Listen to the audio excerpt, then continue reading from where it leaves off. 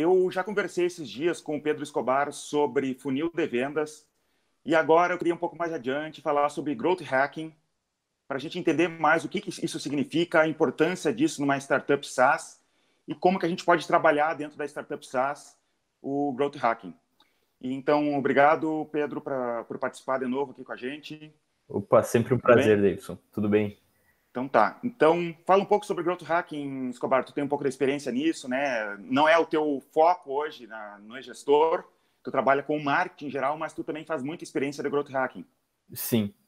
A gente tem no marketing do e-gestor mesmo um foco muito direcionado para sempre fazer experiência, sempre testar tudo. Acredito que todos os testes eles sempre são muito válidos, né? Então toda a equipe semanalmente, para não dizer diariamente, tem ideias novas e a gente sempre coloca tudo em dúvida para justamente testar aquilo, medir, ver se foi impactante ou não, e daí sim começar a aplicar aquele novo padrão ou manter o padrão antigo, né?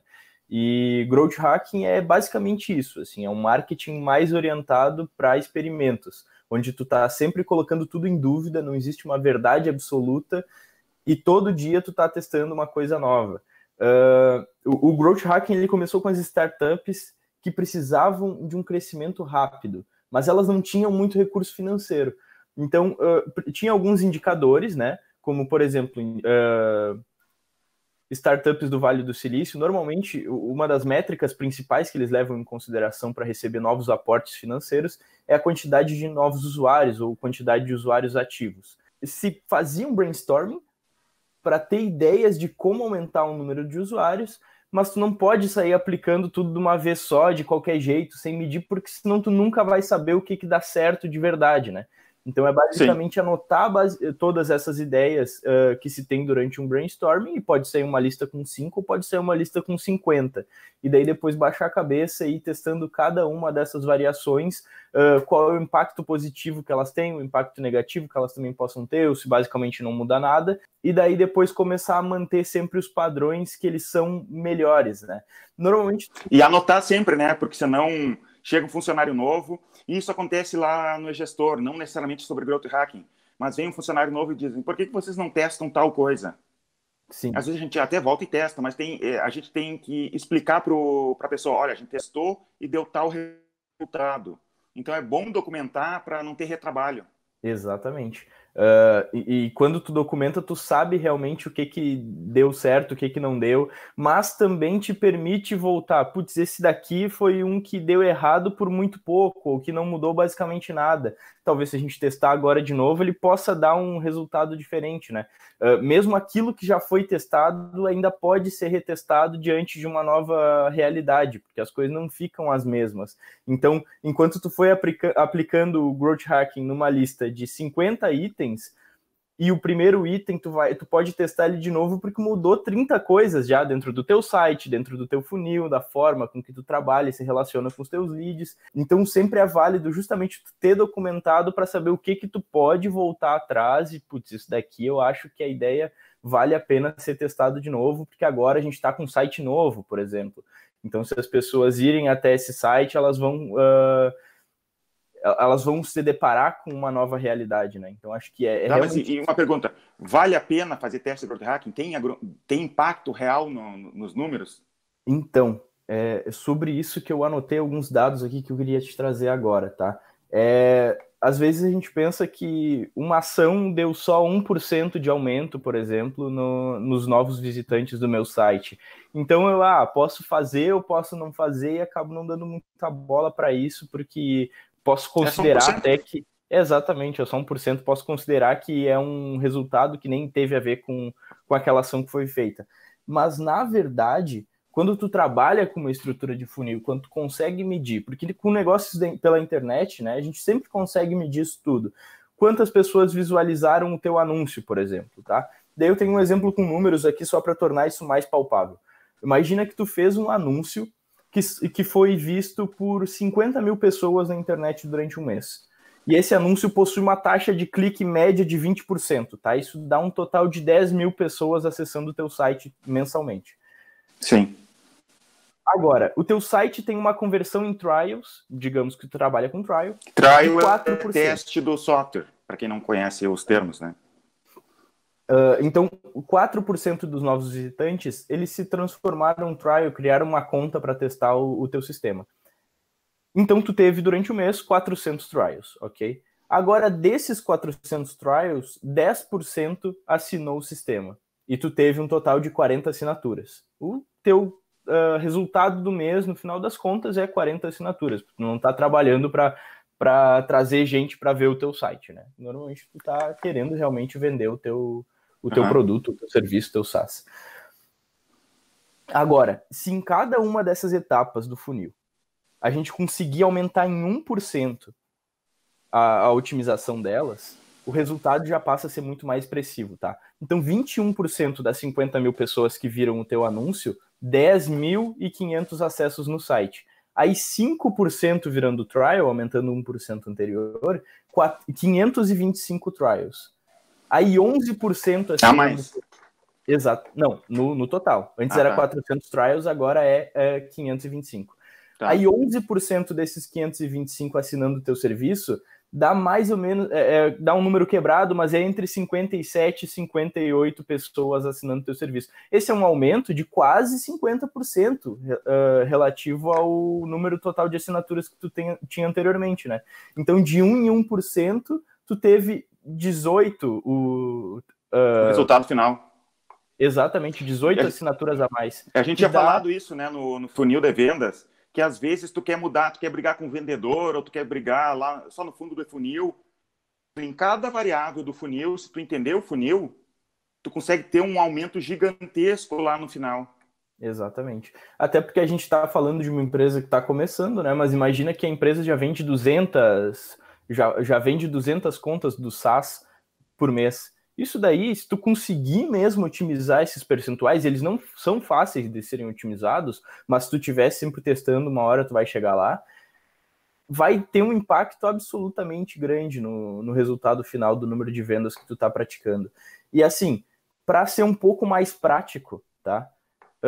Eu quero falar, mas como é que eu vou fazer o meu anúncio trazer 1% a mais de pessoas? Às vezes é um click-through, um CTA, um call to action que tu coloca no teu anúncio, num banner que tu tá divulgando, por exemplo, que vai fazer com que 1% de pessoas clique a mais. Às vezes é justamente tu testar. Quando tu anuncia para esse público A, o teu resultado é de 10 mil acessos, quando tu anuncia para esse teu público B, o resultado é de 10.500 acessos. Até a posição do botão, né? A posição do botão, a cor do botão, exatamente. Se o botão é arredondado ou não. Eu lembro uma vez, no site do e-gestor, eu tinha lido que a literatura dizia que o bom seria tu colocar uma foto de uma pessoa no site principal, olhando em direção ao botão. Isso ia fazer as pessoas clicar no botão e ia ter uma conversão maior. A gente testou isso, não notou grande diferença, e uma vez a gente fez sem teste nenhum, a gente pegou e colocou uma foto tipo de um desktop, de uma mesa, de um escritório, olhando de cima, assim, uma foto de cima, colocou ali só para testar porque a gente achou bonita, não era nem para teste de growth hacking, né? Sim. Só por causa daquela foto que não tinha nada a ver com que a literatura tinha dito. Exatamente. E nessa época a gente estava realmente controlando já mais certinho o número de trials, né? De novas pessoas testando o sistema. E eu lembro que quando a gente parava, abria o banco de imagens para procurar uma imagem de alguém olhando para um lugar onde estaria o botão no site, a gente ficava horas buscando e buscando e buscando, e daí chegou um momento de que a gente, não, vamos tentar trocar e colocar só essa foto da mesa mesmo para ver no que vai dar. Mas não era o objetivo aumentar o número de trials, como tu disse, né? E por acaso teve esse impacto extremamente positivo aí. E às vezes tu não espera, só que tu nunca vai descobrir isso se tu não estiver constantemente testando, né? Quando eu comecei, a gente só fazia o site, tentava deixar ele bonitinho e era o suficiente. A gente não pensava nisso, né? De tentar otimizar, tentar fazer coisas mínimas para tentar melhorar. Com o tempo, eu descobri um site chamado Crazy Egg, que ele te dá mapa de calor do site. E daí eu comecei a fazer alguns testes. Isso bem lá no início, há muito tempo, porque o Crazy Egg é um site, um software antigo, né, que tem online.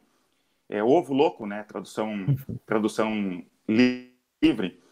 e ele te dá um mapa de calor de onde que a pessoa está passando o mouse, onde que ela está interagindo mais com o teu site, testar e fazer algumas coisas e já obtive um resultado superior do que era antes. Sim. Isso é muito interessante, né? Porque existem mesmo ferramentas, existem teorias, existem, às vezes, um clique a mais que tu obriga o teu visitante a fazer para fazer o cadastro, ele já vai embora. Ele não quer dar esse clique a mais, ele não quer, não fica escondendo as coisas. Ah, mas no meu site eu acho que é bonito que a tela de cadastro seja separada da tela inicial. Às vezes é uma burocracia a mais que tu tá fazendo e que tu vai perder 2, 3% de conversão no teu site só por causa de alguma coisa desse sentido. Tem um livro de usabilidade que o nome do livro é Não Me Faça Pensar. E é bem isso. Direciona o usuário e não evita ele. Tu pensa por ele. Não precisa o usuário ficar pensando o que ele tem que fazer. Exatamente. Agora, dá para repensar. E na questão de aumentar 1% na quantidade de trials que viram vendas, né? Que no exemplo era 10% e daí foi aumentado para 11%. Eu acho que é o seguinte, Davidson, existem muitos negócios que trabalham com modelos de venda ineficientes e que não testam outros, não olham para outros porque já colocou na cabeça que esse daqui é o modelo que eu quero trabalhar, ou a tela de planos da pessoa realmente do sistema não é eficiente, não explica para a pessoa o que ela acha importante. Então, às vezes, por exemplo, se é um sistema de automação de marketing, já coloca só na tela de planos quantos leads por mês ou quantos leads totais no banco da pessoa ela vai ter para escolher entre um plano ou outro. Mas, na verdade, para o usuário pode ser muito mais importante a possibilidade dos fluxos de automação, de criação de landing page, de diversos outros recursos que não estão descritos lá. E como não estão descritos lá, eu não vou ir atrás disso, eu não vou, sabe? De repente, no concorrente tem na tela de planos. E daí eu já sei para onde que eu vou direcionar a minha atenção. Não vai ser para aquela pessoa que não está me mostrando o que eu quero saber na tela de planos, mas sim para aquele outro sistema que consegue me explicar isso de uma forma mais eficiente, né? Quando eu comecei a programar, eu fazia software, eu imaginava que os usuários iam usar todos os recursos do sistema, iam navegar por todo o sistema, mas não funciona assim. Eles navegam, por exemplo, no eGestor, que é um software de gestão empresarial. Eles olham um pouquinho o financeiro, mexem nas vendas e provavelmente não vai entrar lá na parte de boletos, na parte da nota fiscal, só se ele estiver muito interessado, sabe? É bem raro alguém que realmente destrinche o sistema do início ao fim. Não funciona assim. E isso serve também para site. Eu trabalhei numa empresa que fazia sites. Lá no ano 2000, mais ou menos, eu trabalhei numa empresa que fazia site. E o dono dessa empresa, o sonho dele era ter um portal de notícias grande, assim, tipo Globo.com ou UOL. Na época, o UOL era o mais forte. Era o sonho dele. E ele fez um site da empresa dele no estilo UOL, com notícias, coisas. Claro, notícia tudo desatualizada, assim, sabe? Mas ele fez aquele site gigantesco com um monte de informações, esperando, sei lá, mostrar como a empresa era grande, não sei qual era o objetivo dele.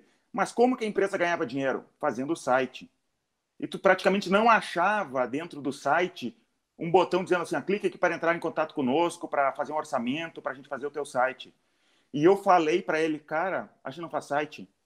Vamos deixar a página bem mais simples e com um botão dizendo ali, clique aqui para pedir um orçamento ou para entrar em contato com a gente. Ele teve que concordar comigo, mas eu vi que a dor no coração dele de que ele ia ter que, entre aspas, perder o grande portal de notícias dele, né? Ele, olha, eu não botei fora, eu salvei, ele me disse no final, né? Um dia eu vou voltar a esse meu projeto, né? Mas direcionou e funcionou muito melhor dessa maneira. Sim, com certeza. E tem que ser frio, né? Tem que ser, por mais que seja o teu sonho ter um portal de notícias, ou seja lá o que for, se o business e o que dá dinheiro e o que tu tá vendendo é realmente a criação de sites, tem que tornar fácil da pessoa ver que tu cria sites bonitos e que ela tem que clicar aqui para entrar em contato contigo. E é isso, não adianta ficar buscando grandes projetos ou coisas que não estão interligadas com isso, porque não vai dar certo. A pessoa não vai ir olhar a notícia no teu site todo dia, e daí um dia ela vai precisar de site, de criar um site para ela e vai lembrar de ti. Ela nem vai saber que tu oferece esse tipo de serviço, né? Tu não vai estar comunicando também de forma precisa. Imagina que tu tá com uma baita de uma dor de cabeça e tu precisa ir na farmácia comprar um remédio para dor de cabeça. E daí tem duas propagandas. Um remédio, o remédio A, ele cura dor de cabeça, cura espinha, cura dor nas costas, cura sei lá o que, cura o coronavírus. E tem o outro que diz assim, para dor de cabeça. Qual que tu vai escolher? Eu vou, né? Certo no para dor de cabeça. Isso aí. Funciona do mesmo jeito. Exatamente. Tá? E uma coisa assim que eu quero perguntar. Na verdade, eu sei a resposta. É mais para a gente conversar sobre o assunto para o pessoal que está vendo esse vídeo. Quem é o profissional que faz o Growth Hacking? Então, é o programador? É o pessoal do marketing? Tem que ser ambos, né? Ou alguém que seja as duas coisas, né? Que tem conhecimento das duas coisas. Exatamente. O profissional ele tem que ter os conhecimentos de informática, ele tem que estar um pouco ligado, pelo menos conseguir o básico de uma página da internet, de conseguir colocar um script lá para monitorar as coisas, para realmente ter o controle e conseguir medir o que ele quiser, porque não adianta ser só uma pessoa relacionada a marketing, que não tem o menor conhecimento disso, e ela não vai saber nem o que é possível fazer dentro de uma página para monitorar, para entender os usuários, para otimizar, não vai ter essa perspectiva mesmo, né? Então, acho que essa é uma das questões mais relevantes, assim, que o background de informática traz para um profissional, para fazer ele um possível profissional de growth hacker muito bom. Uhum. Isso. Eu tenho a vantagem eu sei programação e também gosto muito de marketing. Não é que eu saiba grande coisa, mas eu gosto muito de marketing. E esses tempos, eu dei uma subida no nível de cancelamentos do e-gestor e eu estava pensando em meios de diminuir o cancelamento. E eu consegui, com sucesso, diminuir o cancelamento do e-gestor da seguinte maneira. Eu precisava que meus clientes pagassem mais por cartão de crédito, porque meus vendedores vendiam muito por boleto bancário.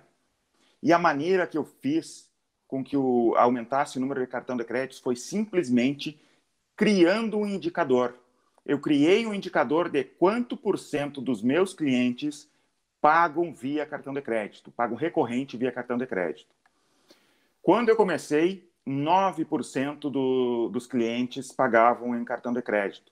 E o resto todo mundo pagava ou anual, né, ou pagava mensal por boleto.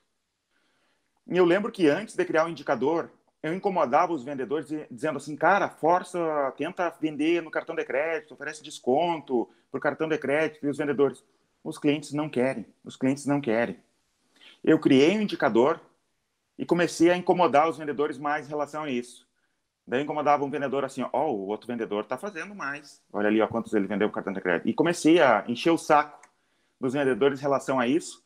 Pedi para o pessoal do financeiro também começar a negociar com os clientes, né, os inadimplentes, essas coisas, tentar trazer eles por cartão de crédito, oferecendo um pouquinho de desconto, bem pouquinho, nem precisava tanto assim, e aquele número começou a aumentar, e eu lembro que em um ano pulou de 9% do número de pessoas pagando por cartão de crédito para 26%, só criando o indicador, né? Às vezes é só criar o indicador, e isso serve para outras coisas. Eu sei, Escobar, que tu cuida muito do número de trials, que é quantas pessoas estão testando o sistema nesse momento ou nesse mês. Sim. É o principal indicador hoje do marketing do e-gestor, é justamente quantas pessoas se cadastraram para testar o sistema durante o mês, né? Então, a gente conseguiu, justamente como o Davidson disse, antes chegou um ponto em que não existia meta, a gente não olhava no final do mês, mês passado deu tanto, sabe? Mas era uma coisa muito solta. E só o fato da gente conseguir criar uma planilha para controlar certinho ao longo de cada dia quanto que tem que dar por dia, né? Então a gente sabia, na metade do mês, se a gente estava acima da meta, se a gente estava abaixo da meta e precisava correr mais, quais eram as ações que precisavam ser feitas para a gente conseguir chegar no final do mês e ter aquele número batido, né? Então, virou quase que um vício, assim, todo mundo do marketing... E por que era importante o trial, né? Por que é importante o trial? Porque a gente entrega esses leads para os vendedores. Então, os vendedores têm que ter uma quantidade X de contatos para fazer. Então, se ele não tiver essa quantidade de X de leads, vai faltar contato para o vendedor. Então, se o vendedor estava tendo bastante trial para ligar, agora está na hora de bater no vendedor e incomodar o vendedor. Cara, diminuiu a tua porcentagem de conversão. E é o funil. A gente descobre onde está o gargalo. E daí, se a gente consegue aumentar o trial, não necessariamente está ali o problema, o gargalo do crescimento. E sempre tem um gargalo, né? Não seria um cano, não seria um funil.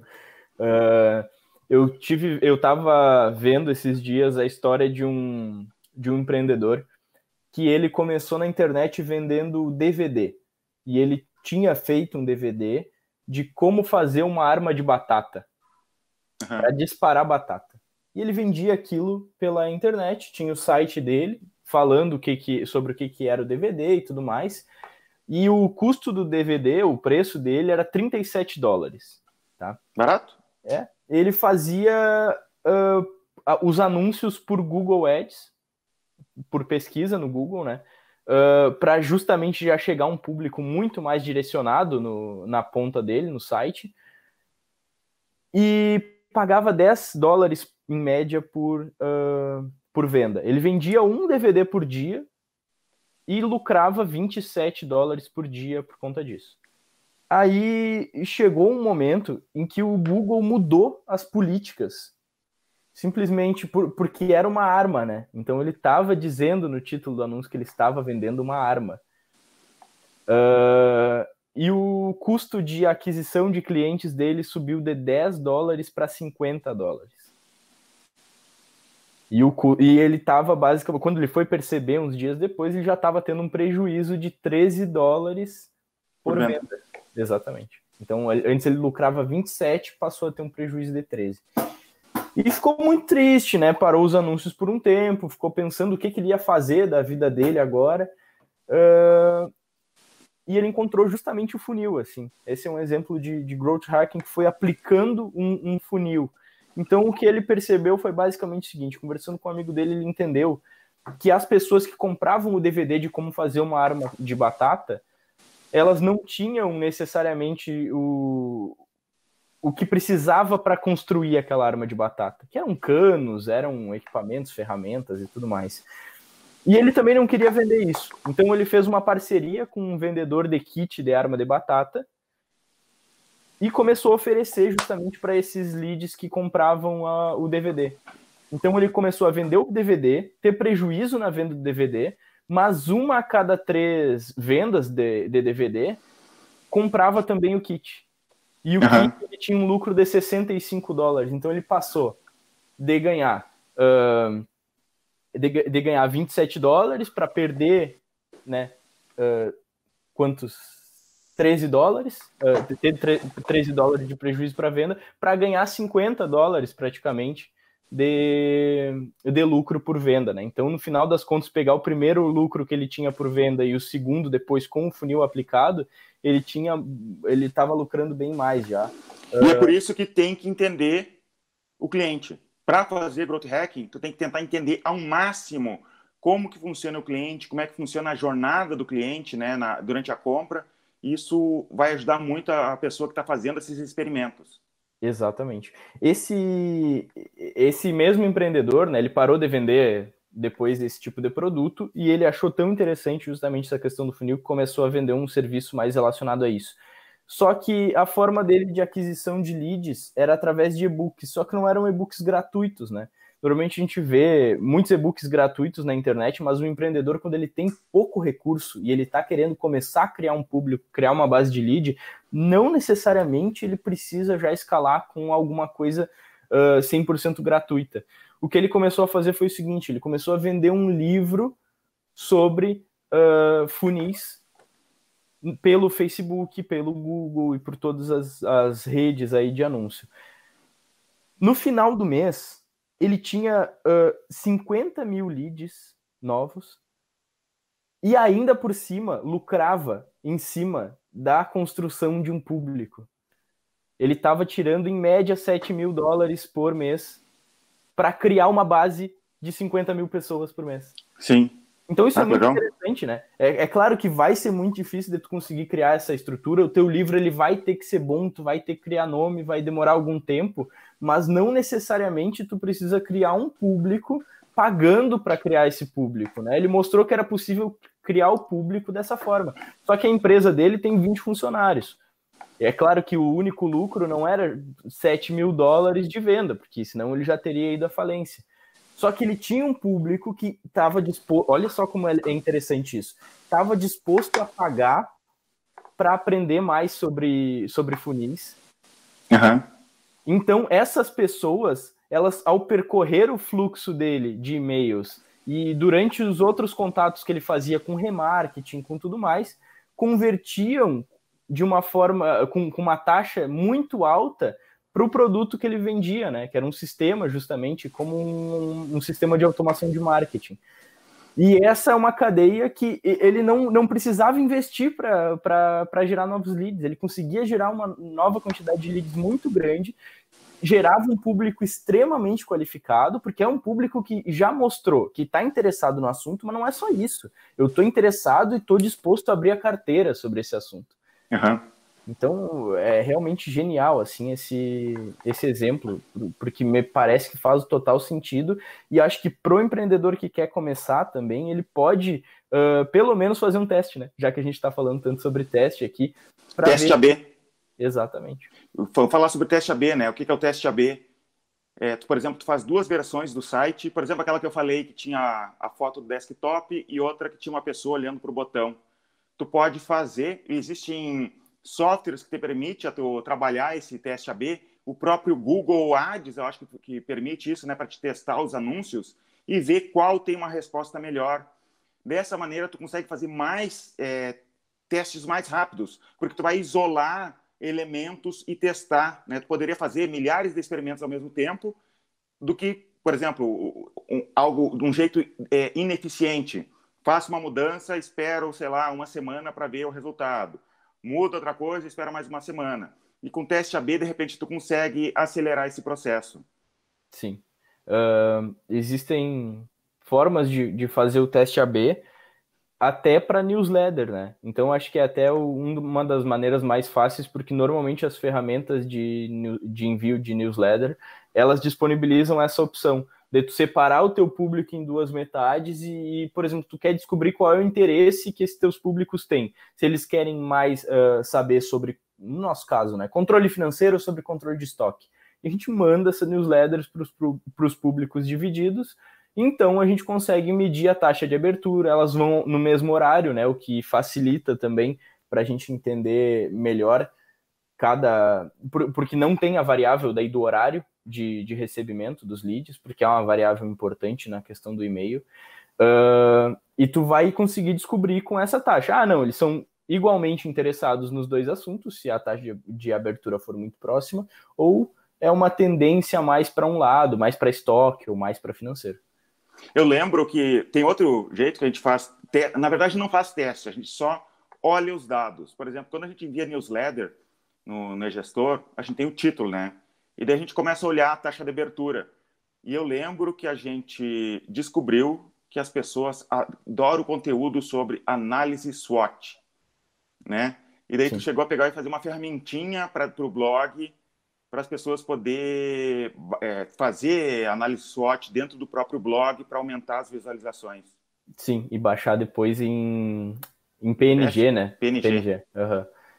Isso daí realmente foi feito, né? Porque parecia que era um interesse muito grande, assim, do nosso público. A gente colocou no nosso post do blog, a gente tem um post que é sobre análise SWOT.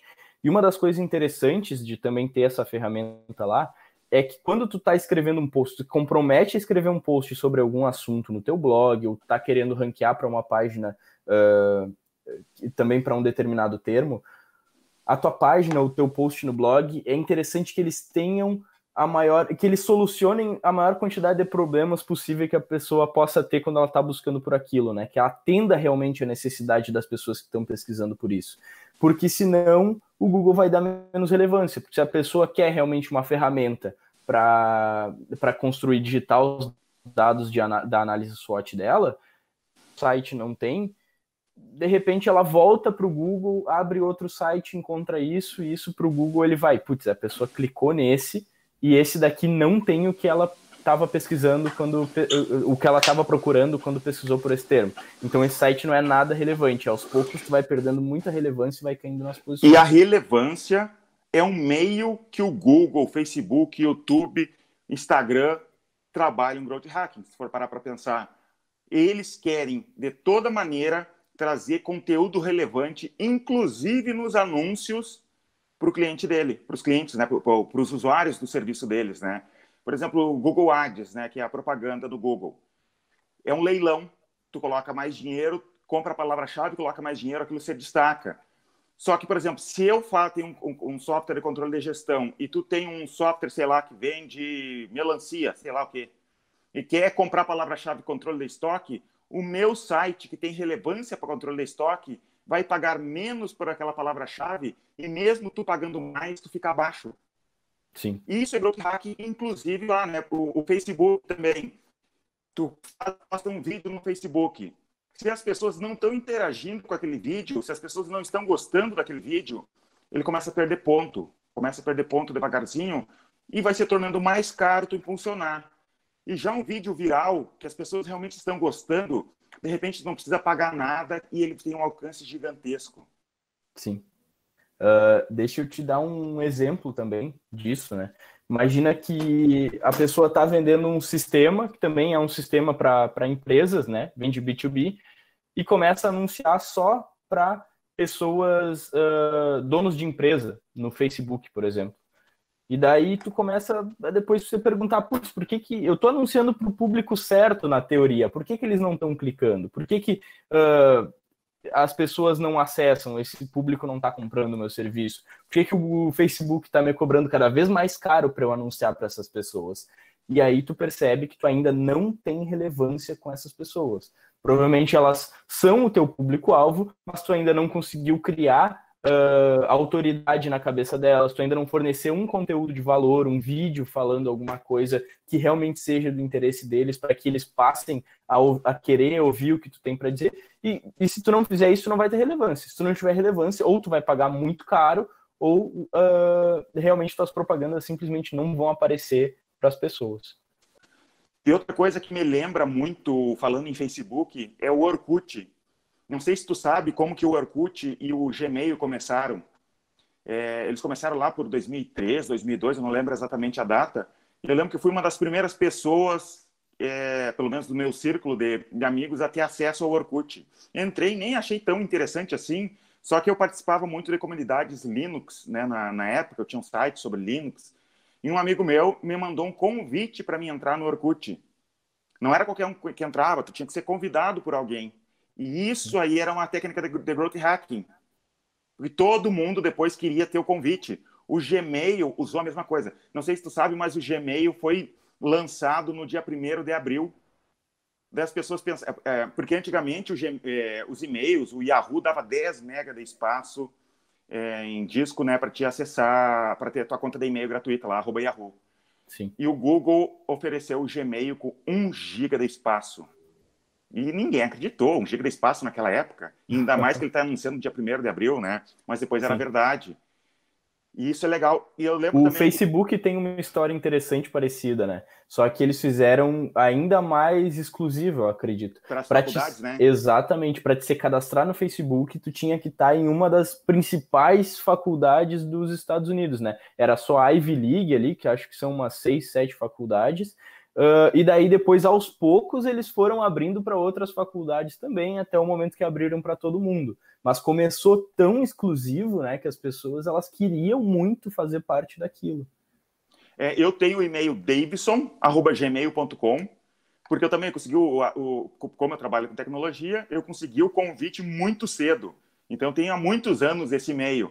E todos os Davison do mundo querem meu e-mail, ou cadastro em vários lugares, Davison, @ alguma coisa, sabe? Me cadastro em tudo que é lugar. Se eu quiser, eu acesso a conta de um monte de Davidson no mundo que eles colocam como e-mail secundário o meu e-mail. Tem um engenheiro Davidson em alguma parte do país também que manda muito... pede orçamento para ele, alguma coisa assim, para mim. E outra coisa, não sei se vocês lembram como é que funcionava no Orkut, não sei quem é, o pessoal está assistindo, se é da época do Orkut, chegou a ter acesso ao Orkut, mas no Orkut não tinha um feed como tem o Facebook e outras redes sociais que vai passando. Tu tinha que ir procurar teus amigos, tu entrava no perfil das pessoas, tinha limite de número de fotos que tu podia colocar ali, e quando eu entrei, era tão novo o Orkut que não existia paginação. E eu lembro que eu entrei na comunidade do Linux, né, que tinha bastante gente cadastrada, e trancou meu navegador porque ainda não tinha nem paginação o Orkut de tão cedo que era. E isso aí de tu ir atrás dos amigos, o Facebook fez diferente. E por isso eu acho que eles cresceram tanto, eles dominaram o mercado, além da exclusividade, né? No Facebook, ele acha os amigos para ti e te joga na cara ali, né? No feed, ó, tem pessoas que talvez tu conheça, baseado em vários fatores. Um é, por exemplo, eu sou amigo dessa e dessa pessoa, e essas duas pessoas provavelmente têm um amigo em comum a mim, né? Sim. E eles perceberam que quando as pessoas tinham, sei lá, 30 pessoas, as pessoas 30 amigos, elas começavam a engajar no Facebook. Então, eles faziam de tudo, ferramentas para ajudar as pessoas a ter pelo menos 30 amigos e engajar no Facebook. Coisa que os concorrentes, não estavam fazendo, e eu acho que é um dos motivos do Facebook ter crescido tanto. Com certeza, porque daí realmente tu consegue definir quais são as métricas importantes para o teu negócio e tomar ações baseadas em aumentar essas técnicas, né? Isso daí é do growth hacking mais puro que existe, porque daí tu tá metrificando, tu tá tendo ideias e as tuas ideias elas estão direcionadas para um objetivo específico, que é aumentar um percentual de tempo que as pessoas estão ficando, de engajamento na plataforma e tudo mais. Hoje é padrão, né? Isso, o LinkedIn faz a mesma coisa, mas Sim. Antes não, o Orkut não fez isso. E Exato. Outro exemplo de growth hacking, não sei se tu já... que esse é o exemplo padrão, todo mundo fala, que foi criado pelo... deixa eu lembrar o nome do cara que criou o Sean Ellis, né? Ele trabalhou no Dropbox e criou... Não sei se tu ia falar sobre isso. Exatamente. Ia falar? Quer falar? Pode falar. Não, o Dropbox tem um exemplo muito interessante, né, de growth hacking que eles fizeram... Se tu procura na internet sobre growth hacking, é o primeiro exemplo, né? Exatamente. Eles fizeram o sistema de aumentar o espaço que tu tem na plataforma pela quantidade de pessoas que tu indica, né? Eu indiquei muita gente. Tu já começava com uma quantidade boa de armazenamento, mas ela ia crescendo bastante conforme tu ia indicando novas pessoas para se cadastrar no Dropbox, e elas realmente faziam esse cadastro. E isso foi espetacular, assim, o crescimento que eles tiveram em quantidade de usuários, que era a principal métrica, né? Porque daí a gente está falando, de novo, de empresas do Vale do Silício, empresas que estão direcionadas o principal objetivo delas não é hoje faturar dinheiro. O principal objetivo delas, na época, era aumentar a quantidade de usuários para poder receber um aporte financeiro maior, para mostrar que fazia sentido e para ter esse poder depois de realmente receber investimentos grandes, né? Para aumentar o seu valuation. Eu não sei se no Brasil os SaaS eles são tão voltados para essa mesma lógica, assim. Eu acho que não, por causa que não tem um ecossistema de investimento como tem nos Estados Unidos, né? Tá começando agora. Aqui Sim. O pessoal tem que ter lucro, lá não necessariamente. Precisa tem de que ter usuários. Lucro para seguir sobrevivendo, né? Claro que a quantidade de usuários ainda é importante, mas o faturamento ele já é necessário desde os primeiros meses da empresa, assim, o que dificulta bastante, mas ainda assim, pelo menos valida mercadologicamente o produto ou serviço, né? O que é muito importante também. Esse caso do Dropbox é sensacional, assim. Aí depois... Tu sabia que o Hotmail foi um dos primeiros e-mails gratuitos que teve? Porque antigamente tu tinha que pagar um provedor para ter um e-mail, né? Foi um dos primeiros que usou essa estratégia de e-mail gratuito, e no final de cada e-mail ia assim, ó, e-mail enviado gratuitamente pela ferramenta Hotmail. E isso viralizou. É ainda pior. Na verdade, eu pesquisei também por esse exemplo do Hotmail, e o texto que dizia era PS, eu te amo, enviado do Hotmail, e daí o resto. e aquilo chamava atenção. Opa, peraí, as pessoas estavam mandando e-mail, de repente, que era um e-mail de negócios, né? E tu recebia e dizia um PS, eu te amo no final. Que isso? E daí tu Isso ia me lembrou olhar um e outro era caso. propaganda. Me lembrou um outro caso. Eu acho que lá por 1998, não tenho certeza da data, mas eu lembro que fez um vírus chamado I Love You. Fez muito sucesso. Era só um arquivo malicioso no e-mail, né, que a pessoa abria, e o título e o assunto ali do e-mail era Eu Te Amo.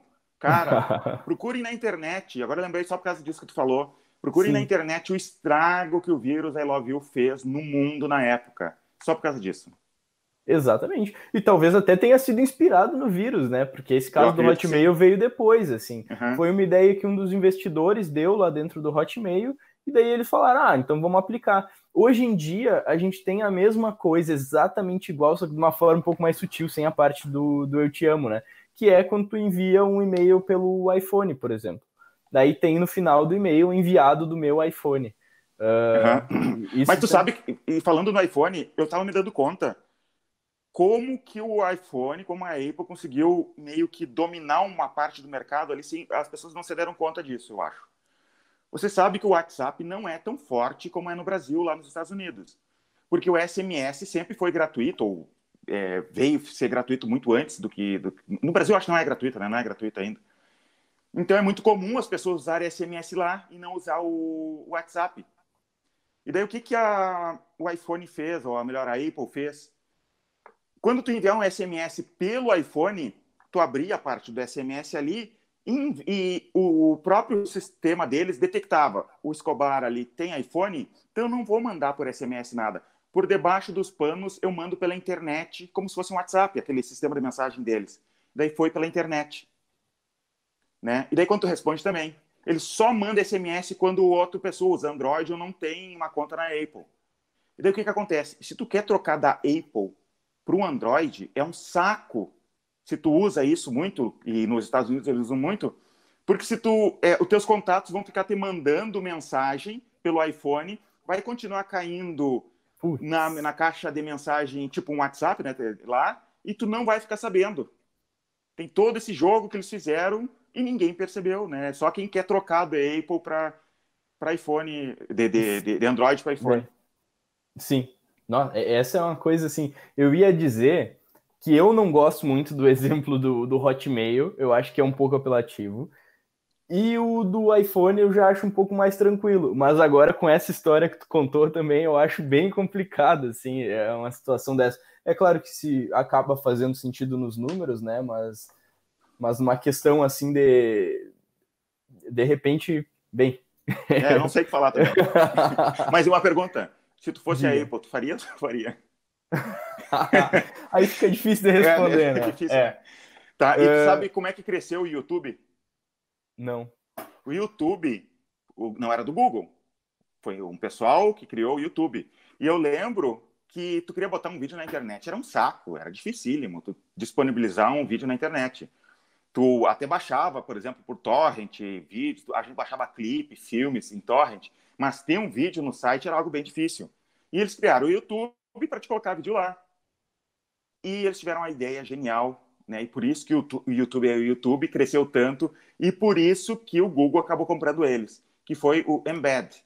Tu podia botar o vídeo no YouTube, copiar um código HTML e colar no teu site.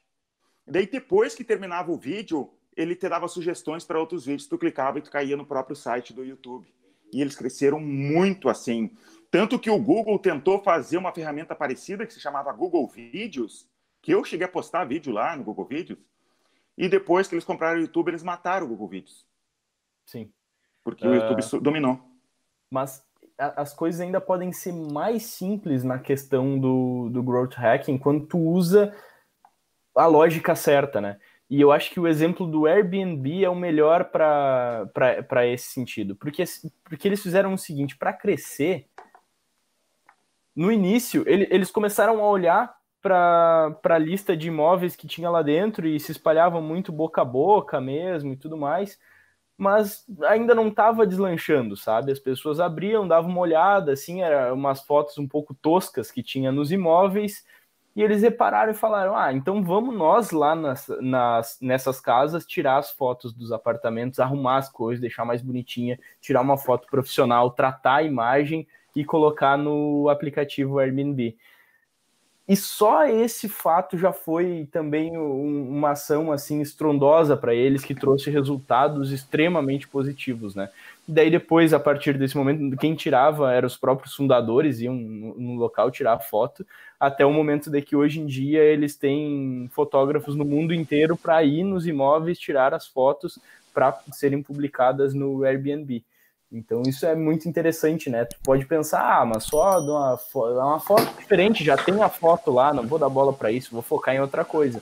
Mas pode fazer toda a diferença para um negócio, uma questão que é praticamente um detalhe, assim. Outro exemplo de growth hacking, que não é nada demais, tá? Todo mundo usa dessa maneira, mas só para saber que funciona, a gente fez no gestor, que é a pessoa se cadastrar usando a conta do Google ou a conta do Facebook. Né? Tem o botãozinho cadastre-se usando o Facebook, cadastre usando o Google. E isso aumentou bastante o número de trials do gestor, né? Porque antes a pessoa tinha que colocar nome, telefone, e-mail, um monte de informações que a gente ainda pede se a pessoa não quer usar o Google, mas isso já ajudou a ter um número de trials muito maior do que tinha antes, que ela tinha que preencher tudo. Sim, essas integrações elas facilitam bastante mesmo, né? Existem sites que a maior parte dos cadastros são feitos dessa forma e que o foco, inclusive, dos cadastros no site, eles são direcionados primeiro para Facebook e Google, LinkedIn também. Aí depois, se tu não quiser, daí tu pode vir aqui digitar todos os dados manualmente. Eu tenho preguiça de digitar coisa em cadastros. Até tem um site americano chamado bugmenot.com, não me incomode.com seria na tradução literal ou tradução livre. Tu vai lá e coloca a URL do site e outras pessoas que fizeram o cadastro podem ver login e senha, né, de alguém que já fez o cadastro. Aí tu só coloca o login e a senha ali, gratuito, mexe no site, não precisa se cadastrar para testar o sistema ou para conhecer o sistema. Bugmenot.com. Esse é um anti-growth hacking. É um exemplo de anti-growth hacking, né? E é isso aí, não sei, a gente tem existe milhões de exemplos, isso foi só uma conversa rápida para o pessoal conhecer o que é growth hacking, como é importante isso numa empresa de software como serviço, como eu sempre falo, não adianta só fazer o produto, tem um monte de coisa que a gente tem que olhar em volta, funil de vendas, processo de vendas, growth hacking, propaganda, tráfego, né, é muita coisa. Não sei se tu quer falar mais alguma coisa, Escobar? É isso. Para mim é isso. Só agradecer aí a oportunidade mais uma vez. Então tá, pessoal. Se gostaram do conteúdo, comente aqui embaixo, se inscreve no canal e até a próxima, Escobar. Muito obrigado. Até a próxima. Tchau, tchau.